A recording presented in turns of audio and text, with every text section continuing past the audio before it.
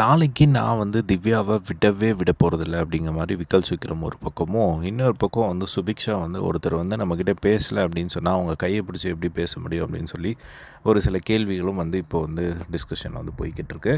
So இப்போ திவ்யா ஒரு பக்கம் வந்து நான் விக்கல் விக்ரம்கிட்ட இதுக்கு மேலே எதுவுமே பேச போகிறதில்ல, கேமில் ஏதாவது பேசுகிற மாதிரி இருந்தால் பேசிக்கிறேன், அதை தாண்டி நான் எதுவுமே வந்து பேச மாட்டேன் அப்படிங்கிற மாதிரி அவங்க வந்து ஒரு பக்கம் சொல்லிட்டு இருக்காங்க.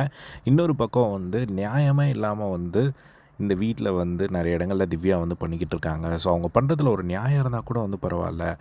நான் வந்து நீயும் நானும் போய் அந்த ட்ரெஸ்ஸிங் ரூமில் போய் உட்காந்து பேசினதை வந்து ரூல் பிரேக்கிங் அப்படின்னு சொல்லி கேள்வி கேட்குறாங்க அப்படின்னா, இவங்க பண்ணாத ஒரு ரூல் பிரேக்கிங்காக வீக்கெண்டில் வந்து அந்த ஜெயிலுக்கு போகாமல் அவங்க பண்ண சேட்டைகள்லாம் வந்து நம்ம பார்த்துட்டு தானே இருந்தோம்.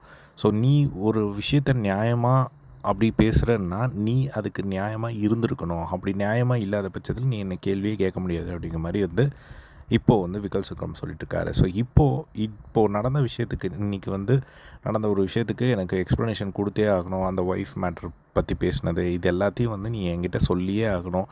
என்னோடய கருத்தை நீ கேட்டே ஆகணும். நாளைக்கு நான் லிவிங் ரூமில் நான் வந்து பேச போகிறேன். ஸோ நீ வந்து அதை கேட்குறியா கேட்க மாட்டியா எனக்கு தெரியாது. ஆனால் நீ இது வந்து பிக் பாஸ் வீடு, இது நீ வந்து போக முடியாது. கேமுக்காக நீ இதை வந்து கேட்டு தான் ஆகணும். இங்கே வந்து கேட்க முடியாது அப்படின்னா இந்த பிக் பாஸ் வீட்டுக்குள்ளே நீ எதுக்கு இருக்கணும் அப்படிங்கிற மாதிரிலாம் வந்து சொல்லிக்கிட்டு இருந்தாங்க. அப்போ தான் சுபிக்ஷா வந்து கேட்டாங்க, ஒருத்தர் வந்து பேச முடிக்கல அப்படின்னா நம்ம எதுக்கு வந்து கம்பல் பண்ணணும் அப்படின்னு சொல்லி. அப்படி கிடையாது சுபிக்ஷா, இது வந்து ஒரு கேமு.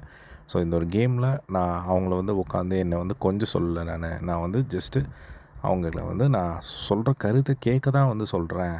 அதை கூட பண்ண முடியாதுன்னா எதுக்காக இருக்கணும் அப்படிங்கிற மாதிரி வந்து விக்கல் சுக்ரம் ஒரு பக்கம் வந்து சொல்லிக்கிட்டு இருக்கிறத வந்து பார்க்க முடியுது. ஸோ இப்போது நாளைக்கு இவங்க 2 பேருக்கும் திரும்பவும் வந்து இதை வச்சு சண்டை வர்றதுக்கான அதிக வாய்ப்புகள் இருக்குது அப்படின்னு நினைக்கிறேன். ஸோ இதுதான் வந்து போய்கிட்டு இருக்கு லைவில். இதே மாதிரி எல்லாம் பிக் பாஸ் லைவ் அப்படியே தெரிஞ்சுக்க நம்மளோட சேனலை சப்ஸ்கிரைப் பண்ணி சப்போர்ட் பண்ணுங்கள். தேங்க்ஸ் ஃபார் வாட்சிங். பை.